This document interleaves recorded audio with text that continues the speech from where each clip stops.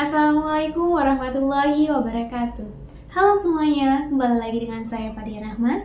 Dan pada kesempatan yang kali ini, saya akan menyampaikan beberapa pemikiran mengenai proses menggali ide bisnis. Topik ini sangat penting untuk kita semua, mengingat di dunia bisnis yang selalu berkembang dan penuh dengan tantangan serta peluang. Teman-teman semuanya, menggali ide bisnis adalah langkah awal kita yang krusial dalam memulai sebuah usaha atau bisnis. Proses ini tidak hanya memerlukan kreativitas saja, akan tetapi juga analisis mendalam dan pemahaman terhadap pasar.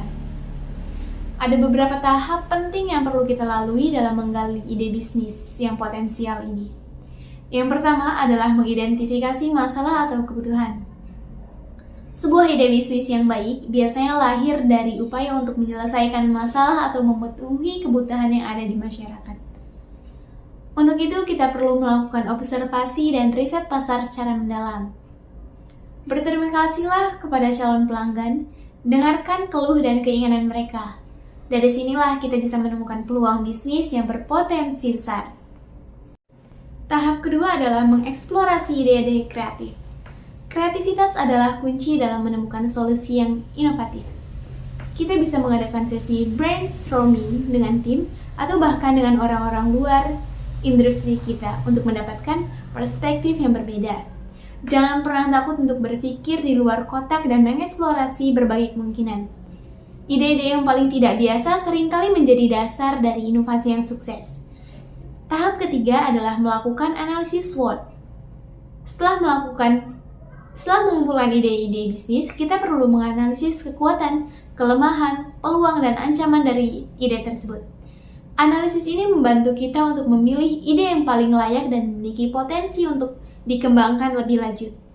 Jangan lupa untuk mempertimbangkan faktor-faktor eksternal seperti tren pasar, kondisi ekonomi, dan regulasi yang memungkinkan mempengaruhi bisnis kita.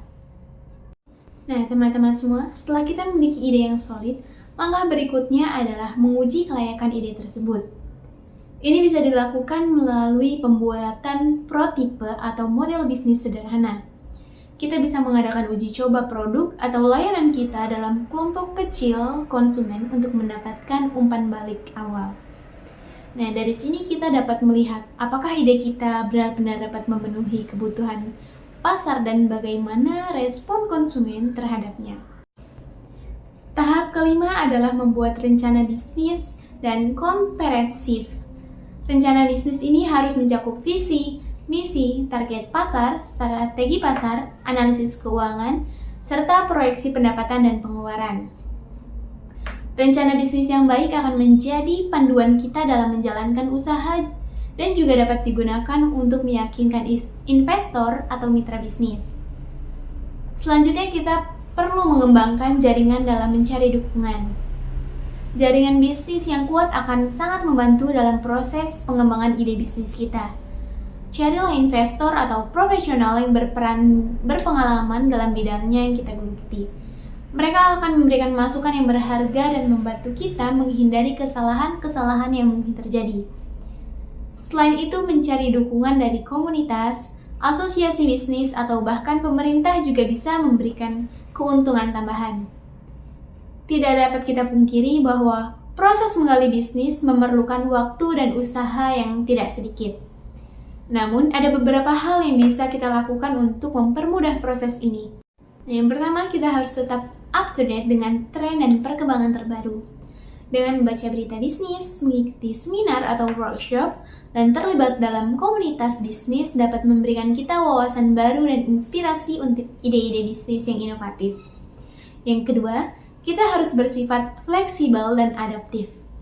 Dunia bisnis selalu berubah-ubah dan kita harus siap untuk menyesuaikan diri dengan perubahan tersebut. Jangan takut untuk merubah atau menyesuaikan ide bisnis kita jika diperlukan. Fleksibilitas adalah kunci untuk bertahan dan berkembang di tengah persaingan yang ketat ini. Yang ketiga, kita harus memiliki mindset yang positif dan tidak takut gagal. Kegagalan adalah bagian dari proses belajar dan seringkali menjadi batu loncatan menuju kesuksesan. Belajarlah dari setiap kegagalan dan gunakan pengalaman tersebut untuk memperbaiki dan mengembangkan ide bisnis kita. Teman-teman, sebelum saya mengakhiri video ini, saya akan memberikan sebuah kisah inspiratif dari perusahaan yang mungkin sudah tidak asing lagi bagi kita semua, yaitu Tokopedia.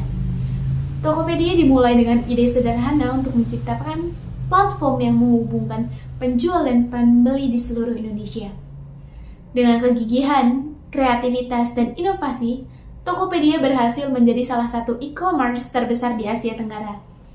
Kisah ini menunjukkan bahwa dengan proses tepat, ide sederhana pun bisa berkembang menjadi bisnis yang besar dan sukses. Nah, teman-teman, mari kita bersama-sama menggali ide bisnis dengan kreativitas dan inovasi.